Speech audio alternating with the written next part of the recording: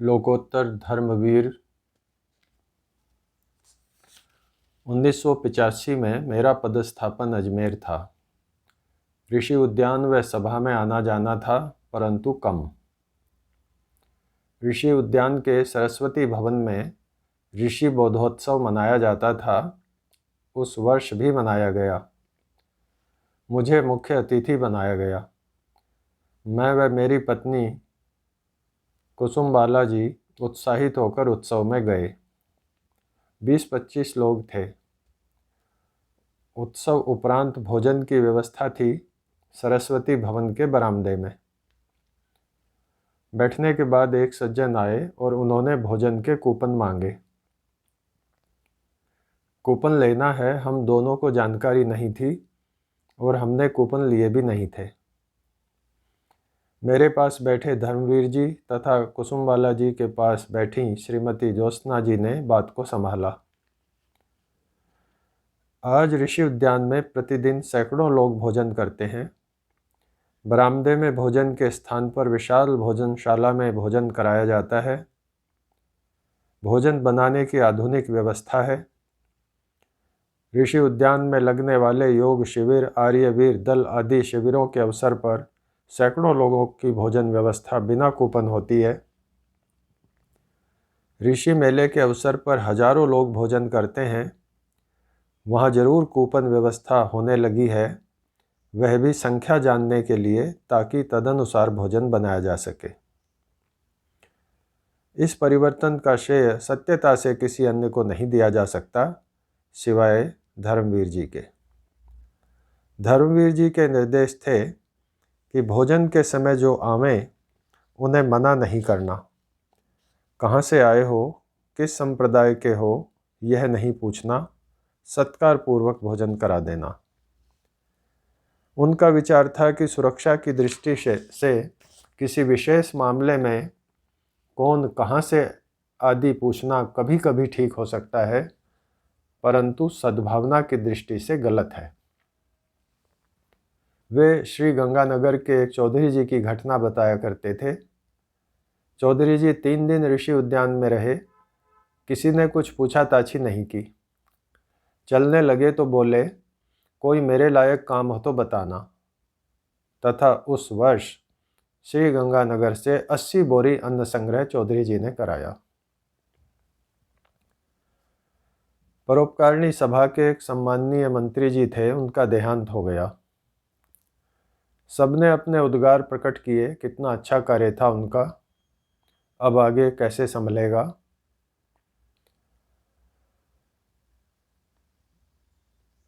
मंत्री जी के बेटे का नाम ट्रस्टी के लिए सुझाया गया।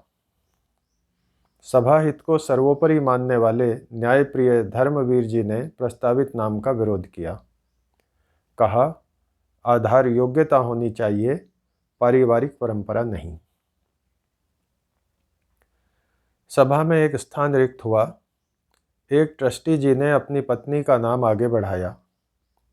कुछ उनके शुभचिंतकों ने भी कहा, परंतु धर्मवीर जी फिर योग्यता पर अड़ गए तथा पत्नी ट्रस्टी नहीं बन सकी। कुछ वर्षों की पूर्व की बात है। किसी एक सज्जन को ट्रस्टी बनाने के लिए कुछ व्यक्तियों ने लॉबिंग की और पूरी तैयारी के साथ ऋषि मेले में आए। मेरे से धर्मवीर जी ने चर्चा की। मैंने कहा, उन सज्जन की तो आप प्रशंसा करते रहे हैं, वे दान भी देते हैं, फिर क्या दिक्कत है। बोले, जातिगत आधार पर ट्रस्टी नहीं बनाने चाहिए। सभा से ऐसी बुराई दूर ही रहनी चाहिए। सत्यता के लिए लड़ना अड़ना तो कोई धर्मवीर जी से सीखे। निंदन्तु नीति निपुणः यदि वास्तुवन्तु लक्ष्मी समाविशतु गच्छतु वा यथेष्टम् अद्यैव वा मरणमस्तु युगान्तरे वा न्यायात् पथः प्रविचलन्ति पदम न धीरः। इस श्लोक के कठिनतम तथा अंतिम भावों को उन्होंने आत्मसात कर लिया था। निंदा स्तुति, संपन्नता अभाव, जीवन और मृत्यु उनके लिए न्याय से, सत्य से, वेद पथ से तनिक भी अहम नहीं थे। किंचित भी महत्वपूर्ण नहीं थे। उन्होंने इन सिद्धांतों को आज के युग में भी अपने जीवन में उतार लिया था, वस्तुतः जिया था।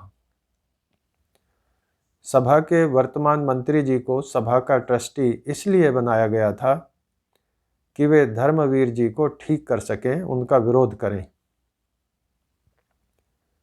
जब धर्मवीर जी संयुक्त मंत्री बनाए गए तो तत्कालीन मंत्री जी ने उनके साथ काम करने से मना कर दिया था तथा त्यागपत्र की पेशकश की थी। लेकिन सत्य अधिक समय तक छिपा नहीं रह सकता। स्वर्ण की पहचान स्वर्णकार कर ही लेता है। धर्मवीर जी के लोकोत्तर गुणों को वर्तमान मंत्री जी ने भी जाना तथा तत्कालीन मंत्री जी ने भी माना। विरोध के लिए ट्रस्टी बनाए गए ओम मुनि जी संयुक्त मंत्री व मंत्री बने तथा धर्मवीर जी के साथ कंधे से कंधा मिलाकर कार्य किया। तत्कालीन मंत्री श्री गजानन जी प्रधान पद पर सुशोभित हुए। ओम मुनि जी, गजानन जी व धर्मवीर जी साथ मिलकर परोपकारिणी सभा को नई ऊंचाइयों तक ले गए। एक के बाद एक प्रकल्प पूर्ण होते चले गए। सभा के प्रति आर्यजनों की निष्ठा मजबूत होती चली गई।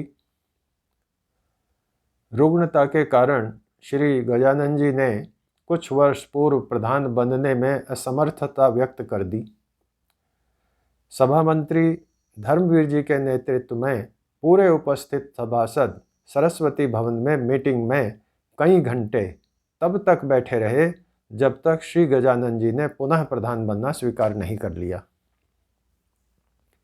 स्वामी ओमानंद जी महाराज, स्वामी सर्वानंद जी महाराज व श्री गजानन जी आर्य जहाँ धर्मवीर जी से अतिशय स्नेह करते थे, वहीं उनका धर्मवीर जी पर अटूट विश्वास था कि वे जो भी कार्य करेंगे सभा के हित में ही होगा।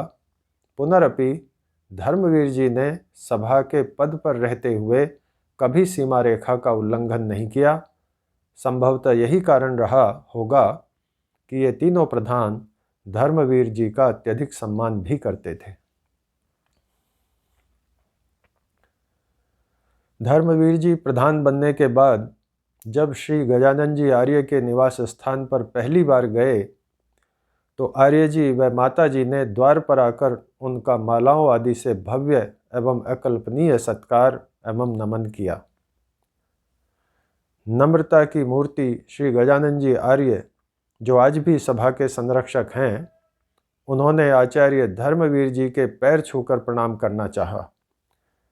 धर्मवीर जी ने रोका तो बोले, विद्वान व पंडित के पैर छूकर नमन का अधिकार मुझे है, आप नहीं रोक सकते। यह श्री गजानंद आर्य जी की महानता तो है ही, परंतु इस प्रकार के सत्कार व नमन के लिए धर्मवीर जैसी योग्यता व पात्रता होना भी आवश्यक है। बनावट धर्मवीर जी को छू भी नहीं सकी थी। वे सहज थे, सरल थे, जो भी थे वह थे। उसमें दिखावा प्रदर्शन कुछ था ही नहीं। आज के समय में पत्र पत्रिकाओं में नाम व फोटो छपाने की होड़ लगी हुई है, वे इसके बिल्कुल विपरीत थे। दूरदर्शन के आस्था चैनल पर रिकॉर्डिंग कराने को पहले तो तैयार ही नहीं हुए, फिर बोले मेरे सामने श्रोता हो तो मैं स्वमन से स्वाभाविक रूप से बोल सकता हूँ, उसी से मैं रिकॉर्डिंग कर लें। जब उन्हें बताया गया कि रिकॉर्डिंग की गुणवत्ता ठीक नहीं होती तो तैयार हो गए, क्योंकि यह सब आर्य समाज के लिए वैदिक सिद्धांतों के प्रचार प्रसार के लिए था। एक दिन रिकॉर्डिंग के लिए जा रहे थे, बोले चलो, मैं साथ हो लिया। रिकॉर्डिंग के बाद बोले क्या गलतियां थीं? मैंने कहा बहुत अच्छा था। बोले बताओ। मैंने उस समय तो नहीं, बाद में भोजन के लिए जाते समय उन्हें कुछ सुझाव दिए, तुरंत मान लिए। यह उदारता आज के विद्वानों में मिलना असंभव नहीं तो दुर्लभ जरूर है। आज हम 4 अक्षर सीख लेते हैं तो अपने से बड़ा विद्वान किसी को नहीं मानते। 4 पंक्तियां बोल लेते हैं तो अपने को बड़ा वक्ता समझने लगते हैं। प्रकांड विद्वान एवं अद्भुत एकमेव वक्ता होते हुए भी अहंकार कभी धर्मवीर जी के समीप आया ही नहीं था। सहजता ही उनका श्रृंगार करती थी।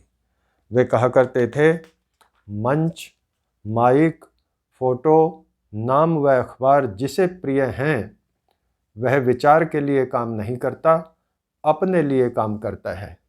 ऐसा व्यक्ति अपना काम करता है, समाज का काम नहीं करता। एक शोक सभा व शांति यज्ञ में मेरठ जाना हुआ। मैं भी साथ था। धर्मवीर जी ने प्रातः कुर्ता पहना तो कुर्ता गले के पास से काफ़ी फट गया। मैंने ध्यान दिलाया, बोले क्या फ़र्क पड़ता है।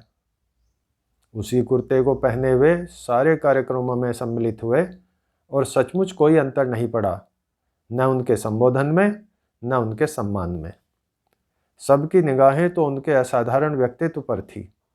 उनके व्यक्तित्व का आकर्षण ही ऐसा था, किसी को फटा कुर्ता कैसे दिखाई देता। आचार्य धर्मवीर जी सिद्धांत में दृढ़ व व्यवहार में उदार थे। सिद्धांत की रक्षा के लिए वे किसी सीमा तक जा सकते थे, अपमान सह सकते थे, नुकसान सह सकते थे, अपयश सह सकते थे, परंतु किसी विरोधी के प्रति उनके मन में आक्रोश या बदले की भावना नहीं देखी गई। व्यवहार में उनका एक और सिद्धांत था, वे किसी से संवादहीनता नहीं करते थे। धर्मवीर जी नाम के धर्मवीर नहीं थे, सचमुच के थे। धर्म व अधर्म का शास्त्रीय ज्ञान उनको इतना था कि वे महीनों केवल इस विषय पर ही व्याख्यान दे सकते थे। व्यवहार काल में धर्म का, सिद्धांतों का, वेद आज्ञाओं का पालन वे पूर्ण सजगतया करते थे। उन्होंने कभी जानबूझकर अधर्म नहीं किया। देहावसान से लगभग 15 दिन पूर्व हमारे घर आए थे। मैंने निवेदन किया कि अब आप युवा नहीं हैं, हर दिन बाहर रहने, प्रचार करने से आपके स्वास्थ्य पर प्रतिकूल असर पड़ सकता है। हंसकर बोले, मजदूर मजदूरी नहीं करेगा तो खाएगा क्या।